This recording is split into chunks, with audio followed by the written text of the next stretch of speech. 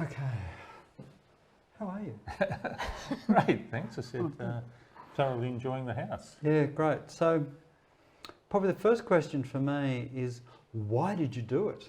You know, so people are so concerned about, like, they live in a home and the home may not be working for them, and then they're going, oh, if we knock it over and build a new home, the cost of it, we'll have to move out, find somewhere to rent, and it's a lot, especially when you've lived in a home for how many years were you in the previous home? Nearly 50 years. And you built the home. We did, yeah. Not with a nail bag and a trowel, but you We had did, the home we built, did, that's so right. 50 years. And it was very hard to part with it, but we really had no choice because it was literally falling apart. We had big gaps in the walls and all sorts of other issues, and we'd been burying our head in the sand for 10 years, just trying to pretend that we didn't need half the house. And then my mother passed away and my brother and I sold her house, and we suddenly found ourselves in a situation where we actually had enough money, if we were careful, to do something. And we looked at shifting. From an economic point of view, it was probably more sense to sell this place and shift a bit further out of town, but we didn't want to. We liked the neighbourhood. We were able to keep most of our backyard, and so we decided that we'd knock it over and start again. And the first house was sustainable for a 1970s house, but I figured we could do it much better. And so I started doing research and attending another function about how to use hempcrete to build houses.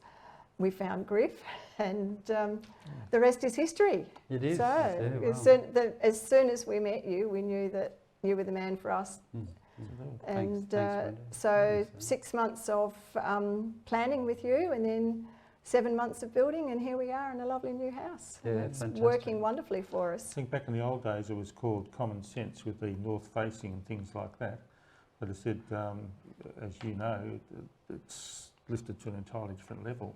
Yes, yeah, it's interesting because I think I did my first passive solar home. I started designing in 1976. I built it in 1978, so not that long after really you would Yes, be. it's 72 we built. And the physics is the same now as it was then. It's just there was a poor understanding of it. But you're right, I call it uncommon sense because it's become uncommon. Interesting what you said before, Wendy, about like you've kept the backyard, because a part of the brief was to make sure your block is still subdividable, so you can subdivide this and build at the back again. Yes. And so that meant you've got this nice, pot of money buried in the backyard. $600,000 worth of veggie. Yeah, that's right. That's expensive veggie. And that was actually, that came out of a conversation with you because I hadn't thought of it. Shift it forward and shift it slightly. But it was your suggestion that we would be able to do that, and we wanted to rebuild on the same block. We wanted to keep as much of the garden as we could, but we also wanted to get rid of all the lawn and put in a lot more natives. And the idea was that this house was to be as maintenance free as we could possibly make it, and allow our first house we thought was going to be our forever house. This one's definitely our forever house, and we love the fact that not only did you design it with sustainable design, but it's built to universal design. So there's a lot of easy things that will make it great for us to live in forever. Yeah, ageing in place is a critical part of sustainable design from my point of view, so that we're not just allowing for a restrained carbon future, but we're also allowing for the spaces to open up and to give us access, and no trip points, wider doorways, flush thresholds to showers, walk-in showers, all of that. So and it's not just that as we age in place, it's considering everybody else in our community, as well as some young people say to me that oh yeah, but you know, a long way until I will probably move house by then. I said, what about your parents? What about your grandparents? That's right. Yeah. You know, so therefore it's an inclusive idea, not an exclusive idea. So a critical part of design is universal access at varying different levels, what people want. And the cost of it is very small if you consider it in the original design. Sometimes almost impossible later on, or very expensive later on if it's not considered as a part of the original design. So let's talk about cost. I mean, let's talk about, again, you set a budget for the house originally. We set a budget together. So We did. how do we, I can't remember. I know, so how do we go on the budget? So we set a budget, a really low budget of 220,000. Yep. The quote came in at closer to 240, Yep. and then we've added a few extra bits and pieces ourselves. So I think the quote from the builder, including all the groundworks, Yes. which is in addition to Yes, the house. in addition to the original budget. Yeah, that's Yep, right. So yep. that's a totally separate budget. But I think including that, the total thing was a bit under 270,000. Yeah, yeah. So that's total. And 'cause that's a total including all of the Demolition, no, the earthworks demolition and- is yeah, a separate that thing would've been again. But separate. all of the groundworks with the stormwater and all of that other clearing and levelling and so on, which would be a separate budget, that was included. And when you look at the cost of buying a spec house, maybe you could buy a spec house of this size, which is around about the 200 square metre, for the same price, or maybe even a bit cheaper, possibly. But the minute you start talking an individual design house at $100,000, and it doesn't have all of the features that this house has, like the insulated double brick walls, the 2 lots of insulations in the ceiling, and all of the other extra wide doors and other things that would be extreme extras, which weren't for us. So we think we got a wonderful house for a very, very low budget, so we're really thrilled. Well, it's important for people to understand you always have at least 3 budgets. Your site costs, Yes. including demolition, like in your case, the house cost itself, and then the third cost is your finishes. You know, floor coverings, window treatments, landscaping, which you've done a fantastic job of, by the way. And I love the book you've done on it. It's fantastic. So very important to understand, and very important to stick to those budgets. So tell us about the result. In other words, how's it turned out for you? So you've been in the house for how long now? We've been in the house for just a little bit over 12 months now, and it's working really well. So I've done a check on the last 12 months of our budget in the previous house for power. We had gas, hot water storage, and we had gas cooking, and the rest was electricity. We had 1.6 kilowatt That was in the previous in the house. previous house. Yeah. We had 1.6 kilowatt solar Yep. system on the roof, and our total monthly account for power in the last 12 months for that house averaged out was $110 per month, for Including charges. that is. including the service charge. Yep. And with the new house, with no solar panels on the roof yet, but with solar hot water and having gone totally electric, we're now paying $40 a month. Yeah, right. So And that's no PV cells to offset no it. So, yeah, no so- cells to offset. So it's proving to be very comfortable. We've never yet once turned on our booster for our hot water system, and last year. So the first year we shifted in, we actually didn't. We decided to focus on making a garden, and so we actually lived in the house, pretty much camping with very little furniture for the first 6 months. I had to make the curtains myself. I'm still getting around to doing all of that, but so through that first winter and half the first summer, we had no curtains whatsoever. So I remember you telling us that the house is only it's a tool and it's only as good as the user. And so we broke every rule in the book during that first 12 months. But the house, even with no curtains, didn't get down to below, I think the lowest it ever got inside overnight was 17 degrees. But that was only on the very rare occasions. Yeah. Mostly we This went was from... in winter. In winter, Yeah. middle of winter, Yeah. we went from... So in midwinter we went from 18, 19 degrees overnight to anywhere between 21 and 24 degrees during the day. Yep.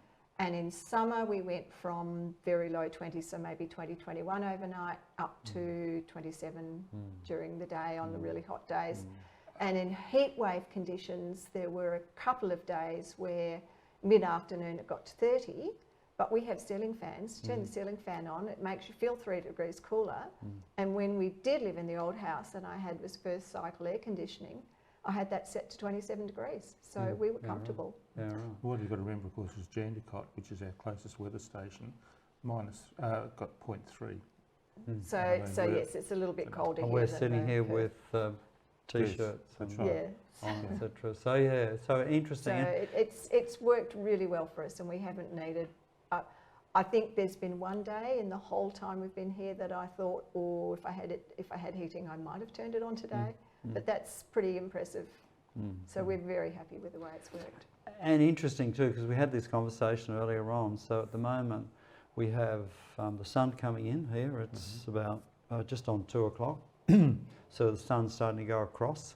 But when I had a look, because of this table, large table, and in the original design brief, you wanted that performance, which every block has a limitation about its performance, and other things give it limitations. But also we decided to keep the subdivisional block. So as a consequence, we lost space on the side for the driveway and parking for future. But that meant we had to compress the house and make sure, but that's worth 600,000 in the backyard, so probably a worthwhile thing to do, much more than the house cost you from a future. And also that limited your performance. So therefore in winter you have, on a house of this size, you'd want around 70% of glass on the north side, and you probably have about, I would say, 45% of what should have been around 70%. So therefore, this is for winter. So therefore, your performance is winter. It's not bad considering. But also, when we looked at this table, of course, this table, when we worked out the chairs and the table where it sits, blocks out about 30% of the sun coming in this main area. And so what we're going to do later on is we're going to move the table back a metre, which we have. We've got plenty of space to do it. Take the chairs off that side, put them on this side, because it's a very big table which you don't use that much, and that will increase your performance in this area by changing the furniture. Just that 3 minutes worth of work will change, and you'll pick up around about, even though we'll increase this area by about 30%, you'll increase the performance and the heating in here probably around about 15 to 20%. So, Which will be impressive, Yeah. given that we're already comfortable in here. So with summer, so the summer temperature, as you say, it got up to 30 at one stage with no drapes, but also no shading outside. No. Which we're going to have a chat about later on, because Yes. we're looking at putting the sail shades up for summer. So therefore, because in a spot like this, you've done a really good job of the native garden, because that breaks up that diffuse radiant heat, but you still get diffuse radiant heat, and you need to shade at least 3.5 metres away from the home. So you had no shading there, except the normal eaves, which don't give you much protection, if any at all, realistically. No, so they were fine in the early part of summer because we had the sun right ahead. But as summer, that's why I had to get busy and make the curtains. So they're half made. We haven't made the front curtains yet, but we've got the block out bit behind. And it was very helpful to have those because we were able to pull those across, because as the sun, by February, mid-February, when it's getting really hot, the sun's starting to come in through the window. And so it was helpful to have the blinds to pull across during the day. But certainly the shade sails will help. They will make a big difference. So if you did it again, not saying you're going to, if you did it again, Wash your mouth out with soap, Griff. if you did it again, what would you do differently? We'd struggle to find anything that we'd do differently. Oh, right. Yeah, okay. we're very happy with the way the house is working for us. Yeah, and I couldn't think of anything. Yeah, right. Wendy particularly is flogged to death. She researches everything to death. Which you should be thankful for, by the way. I stepped back. There should only be one chief. But things, as you say, the garden, making certain that the garden that's up close to the windows on the north side, that's low, so it doesn't throw the shape like that. I think you're making comments to us originally about how your trees, which can impact, of course, coming in from so deciduous trees, what impact they have on the garden. So I wouldn't it's change worked well for us. I mean, it's about lifestyle. And I mean, I was brought up in a family where you make do and you recycle, and that was just part of life. And so all our furniture is, pretty much all our furniture is recycled. It's come from salvage yards and op shops and old family items that have been handed down. And we've tried to keep some of the items from the old house and recycle those as well. And we managed to keep the studio, and they were going to knock down the studio, the original studio, external studio, was attached to the bathroom wall, the laundry wall, and they were going to knock that down for us. And I said, no, leave it. And we've turned that into a backdrop for a little patio area. Artworks, being an artist, when I make artworks, I use available resources, and a lot of it's old recycled materials. And so building a house this way just completely suited the style of life that we have. I think, Griff, you touched on very briefly about when you're getting older and things like that. So it's not only for looking after your oldie goldies, but it's rehab situation for younger people as well. So I don't think there's anything that we'd really change. We're very happy with it. Fantastic. So I think that's great. So good result all round. So what else? Is there anything else you'd like to add? Actually, probably the fact that you suggested that we keep the block so that we could subdivide later if we wanted to, and therefore we've shifted the house 3 metres forward. And so what we've done is we've actually stolen the front verge, and that's become our front garden. And so we have the first thing we put in our garden. So we built the garden ourselves out the front, or all the new area that we have 3 more metres out the back and out the front. And we built that from the rock, so it's from bedrock. So Great rock. We have a lovely big moss rock that is big enough to sit on, and then we built the garden around that. But that sits right at the back of the garden, but that's actually as far forward as we could possibly put it, because that's where our original front verge started. And then we've taken the whole of the front verge and turned that into garden as well, which City of Melville is encouraging. So and it's surprising how many of the people in the suburb have stopped to chat to us whilst we've been doing it. And maybe we might spark an idea of and it's about getting the birds, encouraging the birds, providing avenues. We've got parks nearby, and we're hoping that our yard with 200 odd natives in it is a haven where the birds can stop off and help provide those corridors that's important for the wildlife. And it's beautifully laid out. I mean, it's classic. It'll stay like it is for such a long period of time with those natives, and I love the way you've laid it out. And no wonder people stop. I think that a lot of people can see, because a lot of people think that native gardens can be untidy. When you look at that, with the way you've run with the gravel and the way you've put the stones and the way you've put the steel barriers around, it's stunning. So you can see the artist in doing that, and the worker, the artist and the worker. Yes, so, and that's another thing we've done. We kept we kept a lot of the old bricks and paving from the old house. And first thing Ian had to do when he came back in was to repave the whole of our side passageway and all the way down to the clothesline behind the studio.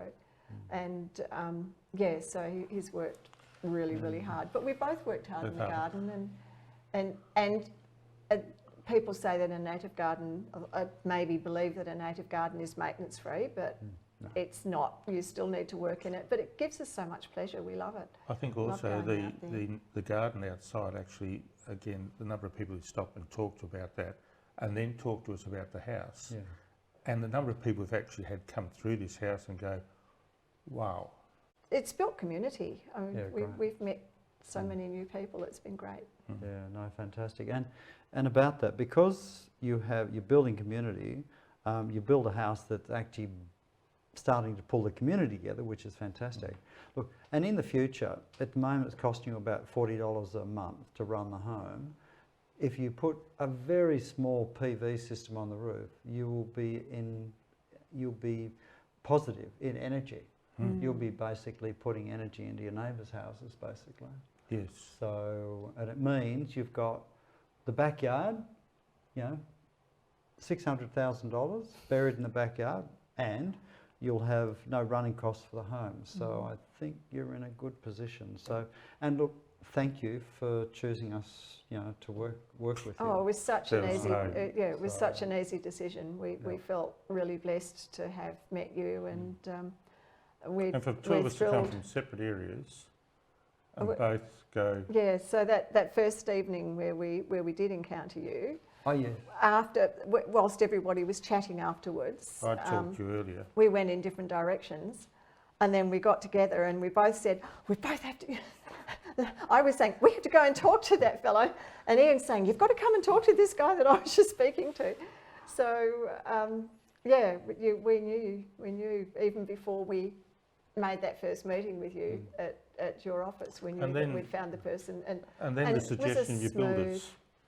Yeah, it's Dan Mark came on board, and they were very easy to work with. So we had a bit of a panic towards the end, because that was when COVID was unfolding around us, and so our supervisor was great. He pulled out all the stops, and so we had multiple people scrambling all over the house, and he got us the key a month earlier than he was planning to. So we managed to sneak in the door just before the lockdown happened that first time round. And but I'm going to grab you now, and you had a few suggestions which you could help us with, like moving this table and. Oh yes. Yeah, yes. let's do that. Yeah, let's move the tables. Do you want to? It'd be interesting to know what the temperature of the floor is. Now, yes, and, I could just check. So, so interesting. So out of the shop. So look at the temperature in here at the moment, and on the floor, and it's 33.6, and the outside temperature is supposed to be 19 today. So 33.6 on the floor. The wall temperature will be the interesting one, because the true temperature of the room is 22.2, but the floor temperature is 33.4. Oh, and we haven't got the dark tiles either. We have got dark tiles. We have medium coloured tiles in the front of the house, but we went with the darker ones at the back. And it's interesting because, again, perception of tiles. When you look at these tiles, with the sun coming in, they're a platinum look.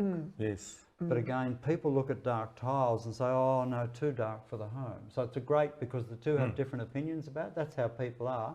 When they see them with the sun coming in, they're amazed at how light they are. Oh, absolutely. It's quite dramatic, the difference between... So don't be afraid of dark tiles. No. Because they're not dark in winter, and in summer, when the sun's excluded, there's so much light in Perth bouncing around the room, it makes no difference. Yes, no, we haven't had any issue at all with going with the dark tiles. So what would be the temperature sort of basically out from the sun? So behind us, out of the sun, it's 20.9 degrees. So therefore, where the heat comes in, it's going into the slab, conducting into the slab. It releases long wavelength back into the room, so going through Some goes back in the floor, some goes into the walls, and convective heat sits up there, goes into the walls. So you've got a combination. So therefore, as we move through the home from north to south, you'll start having a diminishing temperature. If we look at the southern side, we're in the dining area with the kitchen behind us and a lounge over the other side there. And so we look at over the other side, and you look at the wall on the other side of the room, so which is around about 6.5 metres away, 7 metres away. It's 21.7. Wow. So therefore, it's still a comfortable temperature. Absolutely, yes. So the ideal is to have 2 rooms deep, north to south. In this room, you're 2 rooms deep, and because we compress the house to make the money for the block available, and to have a great garden as well, but a future savings, which is compounding, buried in your backyard, it means that you have a slight deficit in performance, although you probably don't see it that way because it performs pretty well for you. But from my point of view, I would expect on a day like today and the overall house, I would expect this area to be about another 2, maybe 2.5 degrees warmer, and I'd say the other side about the same. But again, it's still comfortable compared to the particular temperatures. We've had a really big cold spell. 2 or 3 weeks of cloud and... well, we've had temperatures below, in the low singles for the last couple of weeks, and it's the shortest time of the year as well, so it's absolutely fantastic. Shortest days and sun very low, and our studio out the back getting in the way of the sun on the floor. So and it's still performing. And it's still performing well. So we're delighted. So look, before we go, there's one question I have, and that is in the bathroom. Even though you'd lose some sun because we've got the bathroom set up so a low allergen, because low allergens are part of this with your area and the ensuite. So the sun comes in on the floor, and what's it like from a cleaning point of view? Or should I ask Ian? No, just kidding. You can. You suggested with the, for starters, the access is fantastic. Yeah. The slope in, again, works well. The glass cleaning is just a breeze. And the floor, do you get much moisture staying in there with the sun? None. It's pretty good. It dries, again, because the studio's in the way there, it doesn't dry quite as effectively as it would do otherwise. Yeah. But yes, it's really good. I don't think we're ever likely to have issues with mould because it does get nice and warm in there. Yeah, we don't have the windows which you suggested. Oh, that's right. Yeah. Well, we do. We didn't go for clear windows. We did go for some privacy. So we do have. Just tell me, Griff, how much difference would it make? We've got security screening on here, which is actually the heavy duty screening. How much difference would that make also to? In this area, those 2 security screens may be 5% in winter and no difference in summer. And they're wonderful in summer. So that was one of the extra costs that we added on. Yeah. We put security mesh instead of standard flywire mesh, and in summer it's fantastic. Yeah. So you designed us a tiny little window in the front of our lounge area, and we love that window anyway because we can be in the back garden and see straight through to the street. And but it's amazing, you only need this tiny little window and a bit of disruption in the direction of your airflow, and a larger window for the wind to go out, and it cools it down wonderfully. Yeah, really important to understand that where the air comes in, you want a small opening where it goes out, a wider opening. Otherwise, you compress the air and you slow it through the home. So, no, really good point. Yeah. So, no, that's great. So, thanks. Well, thank you. Thank you. My pleasure. So, we're delighted, really delighted to be here and to have such a lovely house. Yeah, great. Yes. Thanks, then. I think cup of tea time. Cup of tea time. Sounds like a good idea.